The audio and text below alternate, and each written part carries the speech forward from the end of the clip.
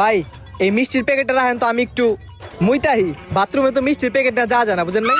আচ্ছা ঠিক আছে ভাই, যান আপনি মুইতে আহেন। ঠিক আছে ভাই, আমি আইতাছি, হ্যাঁ থাকেন। ঠিক আছে ভাই। হে হে, মিষ্টিটা তো দেখা যায় ভালো কোম্পানির। ওরে সবুজ কালার মিষ্টি, এক কাজ করি, ওই পোলাই তো এখন মুদবার গেছে, ফাঁক দিয়ে একটা মিষ্টি খেয়ালাই, হালাই বুঝবো না।